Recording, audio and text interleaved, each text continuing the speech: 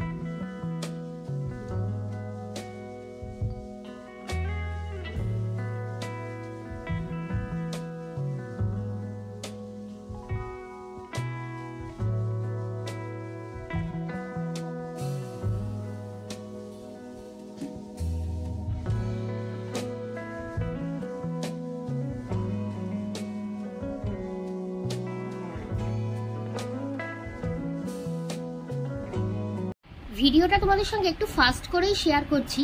সত্যি রিয়েল লাইফে যদি আমরা এরকম ফাস্ট করে কাজ করতে পারতাম তাহলে ভাবো তো কি দারুণ হতো। মানে 1 ঘন্টার মধ্যে ঘরের সমস্ত কাজ কমপ্লিট, কিন্তু সেটা তো আর পসিবল না। আর সেটা আমার মনে হয় না সেটা ভালোও হবে, সেটা করতে গেলে কাজ, তাই না? ওই যে তাড়াতাড়ি করলে কাজ বাজে হয়, সে একটা ব্যাপার আছে, সেরম ব্যাপার।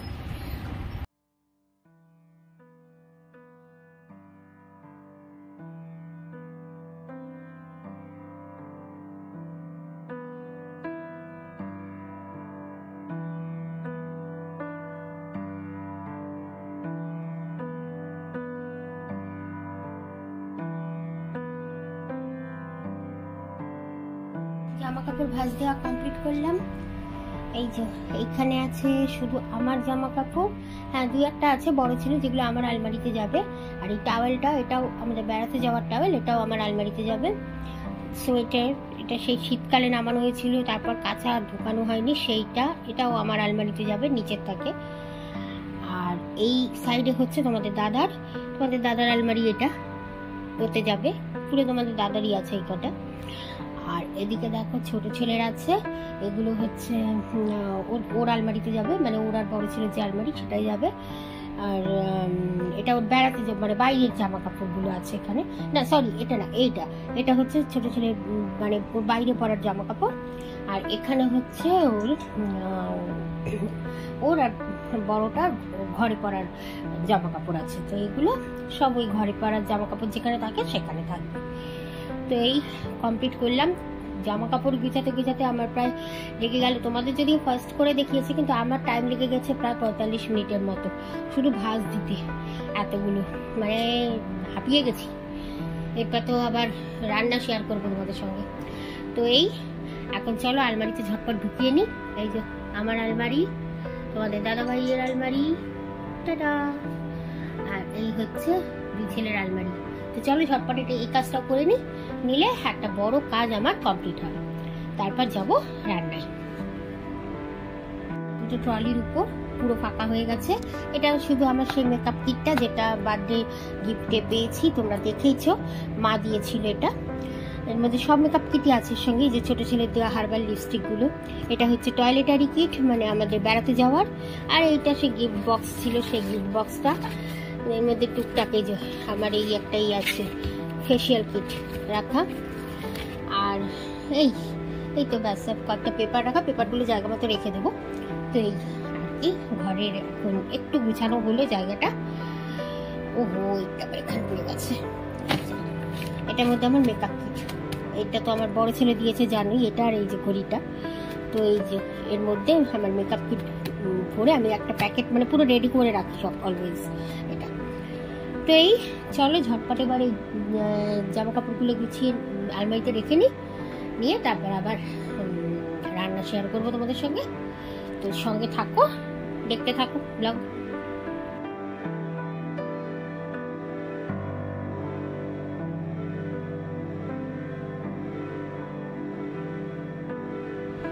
আর আলমারির ব্যাপার মানে যাকে বলে কারোর সঙ্গে শেয়ার করার মতো না।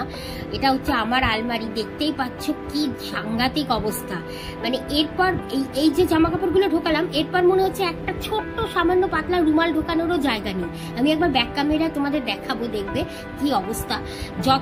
গুছিয়ে এগুলো কিন্তু প্রত্যেকটা মানে একটার ঘাড়ে আরেকটা চাপিয়ে রাখা সেরকম ব্যাপার নেই, প্রত্যেকটাই কিন্তু প্রপার ভাঁজ দিয়ে রাখা। কিন্তু এত জামা কাপড় যে মানে সেটাকে দেখে আর মনে হচ্ছে না যে সেটা গুছানো আছে।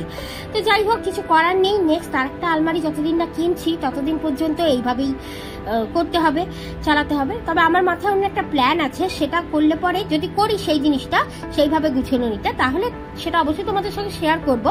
আর তাহলে কিন্তু আলমারিটা অনেক গোছানো হয়ে যাবে।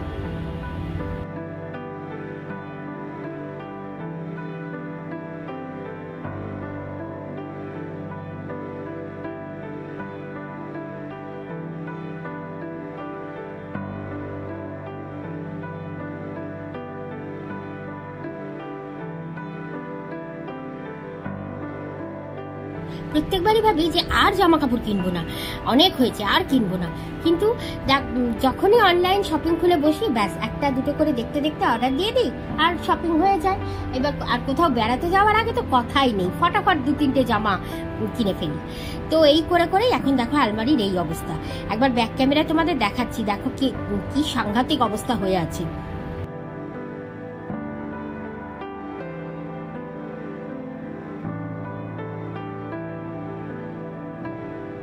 প্রত্যেকবারই ভাবি না আর জামা কাপড় কিনবো না, কিন্তু দেখো কিনবো না করেও কোথাও যাওয়ার আগে বলো বা এমনি কোথাও না গেলেও ঘরে থাকলেও অনলাইন থেকে জামা পছন্দ হয়, ব্যাস ফটাফট অর্ডার দিয়ে কিনে নিই। তো এই করতে করতেই এখন এই অবস্থা, দেখো আলমারির অবস্থা। আর কি বডিকন ড্রেস টাইপের জাম্প শুট এগুলো আছে, আর এখানে সব গাউন, সালোয়ার, জিন্স টপ সব ভর্তি। আর এখানে কিছু জামা কাপড় আছে বড় ছেলের, কারণ ওর নিজের আলমারিতে ওর তাকে ও সব গাড়ির জিনিস ভর্তি করে রেখেছে। আর এদিকেও আমার শাড়ি, এদিকে টাওয়েল ফাইল সব আছে, আর ওইদিকে দেখো ব্যাগ আমার সব। তো এই হচ্ছে আলমারির অবস্থা। জানি না কি হবে এরপর, আবার জামা কাপড় কিনলে সেগুলি কি করবো বা কোথায় রাখবো। তো চলো এবার তোমাদের দাদা ভাইয়ের আলমারিতে ভরে দিয়ে এগুলো, আর ছোট ছেলেরটা ভরে দিই। আর বড় ছেলে তো ম্যাক্সিমাম ভরা, যা দুই চারটে আছে এখানে রাখা সেগুলো রাখবো, তাহলে হবে কাজ।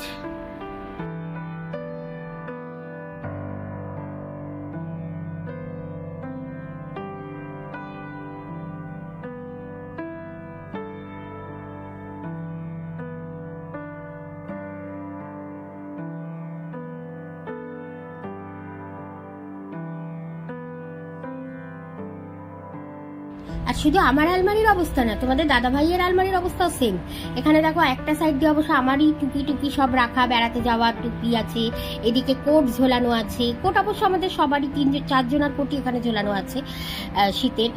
আর এই যে দেখছো এটা হচ্ছে দুই ছেলের আলমারি। ওদের আলমারিটা তাও একটু প্রপার একটু গোছানো আছে, কারণ বড় ছেলের আলমারির ম্যাক্সিমাম জামা কাপড় আমার আলমারিতে উপরের তাকে ভরা। তো ব্যাস হয়ে গেল।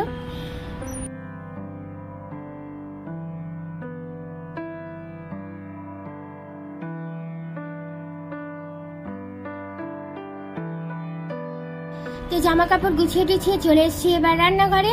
আজকে তোমাদের সঙ্গে একটা আমার মনে হয় এটা সবারই প্রিয় একটা দারুণ রেসিপি শেয়ার করব। যদিও এটা খুব কমন রেসিপি এবং আমি এর আগেও আমার চ্যানেলেও এটা শেয়ার করেছি। সেটা হচ্ছে কাঁঠাল কি সবজি, বা বলতে পারো ইঁচড়ের ডালনা। আমি অবশ্য এটাকে ডালনা করে বানাবো না, আমি এটাকে ইঁচড়ের কষা করে বানাবো। যেমন মাটন কষা হয় সেরকম ইঁচড়ের কষা। তো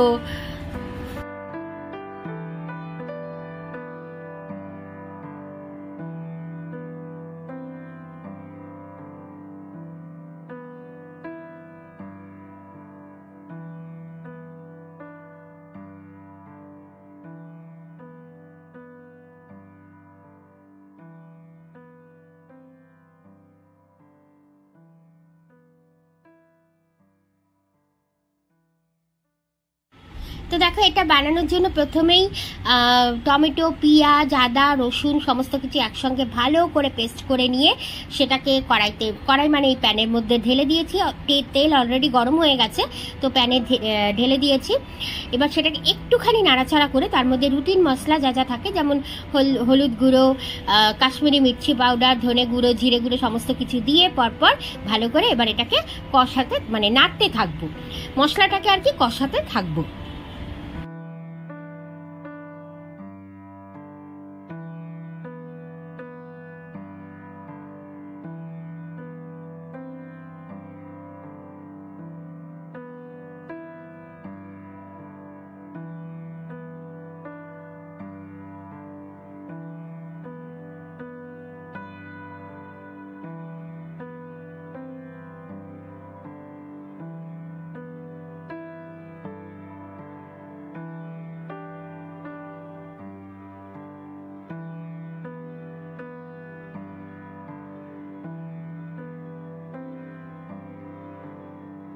তো মশলা যখনই কষানো হয়ে গেল তখন আমি আগে আলুগুলো এর মধ্যে দিয়ে দিলাম। আমি কিন্তু আলুগুলো আগে ভেজে নিইনি, কারণ খুব সিম্পল ওয়েতে আর খুব তাড়াতাড়ি ভাবে করা যায়, এইভাবেই করছি। আলুগুলো আগে এর মধ্যে দিয়ে দিলাম, দিয়ে আলুগুলো এবার ভালো করে কষিয়ে নেব। তারপর ইঁচড়গুলো এর মধ্যে দিয়ে দিচ্ছি। ইঁচড়ও কিন্তু আমি ভাজিনি আগে থেকে, ইঁচড়গুলো মানে ভালো করে ধুয়ে পরিষ্কার করে সেগুলো এইভাবে এর মধ্যে দিয়ে দিচ্ছি। এবার এই অবস্থায় এটাকে ভালো করে মশলার সঙ্গে কিছুক্ষণ ধরে কষাতে হবে। প্রয়োজন হলে একটু জলও দিতে হবে সামান্য।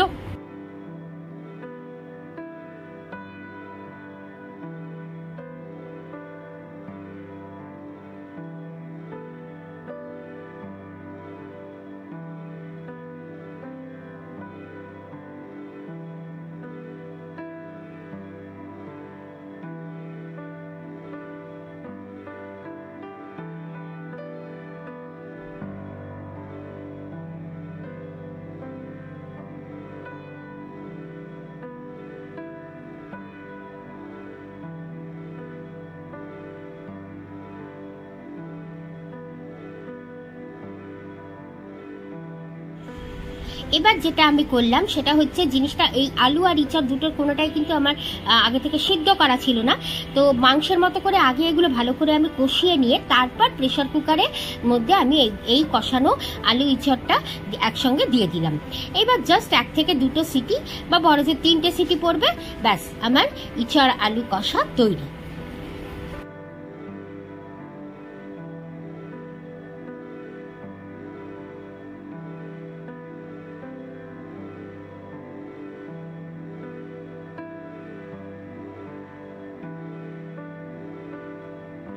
এবার এর মধ্যে দিয়ে দিচ্ছি সামান্য কিছু মটরশুঁটি, কারণ আমি কিন্তু এই মানে শীত যতদিন থাকে এবং তারপরও বেশ কিছুদিন ধরে মটরশুঁটি এরকমভাবে স্টোর করে রাখি, যাতে ম্যাক্সিমাম যে কোনো এরকম মশলাদার রান্নাতে মটরশুঁটিটা দিতে পারি। তো দেখো মটরশুঁটি দিয়ে ভালো করে আবার একটু নেড়ে নিচ্ছি। এবার এটাকে দিয়ে দেবো সিদ্ধ হতে। তো সিদ্ধ, ও হ্যাঁ, তার মধ্যে লবণটা দেওয়া হয়নি, অবশ্য লবণটাও দিয়ে দিলাম। তো দেখো এবার সিদ্ধ হতে কিন্তু জাস্ট 5 থেকে 10 মিনিট লাগবে, তার মধ্যে 2-3টে সিটি পড়ে যাবে, ব্যাস আমার ইঁচড়ের কষা রেডি। যেখানে ইঁচড় যদি তোমরা কড়াইতে বসিয়ে করো তাহলে কম করে অর্ধেক গ্যাস তো শেষ হবেই, আর সেই সঙ্গে টাইমও ওয়েস্ট হবে। কিন্তু এই প্রসেসে যদি তোমরা করো তাহলে কিন্তু খুব ইজিয়েস্ট আর তাড়াতাড়ি ভাবে ইঁচড়ের কষা রেডি হয়ে যাবে।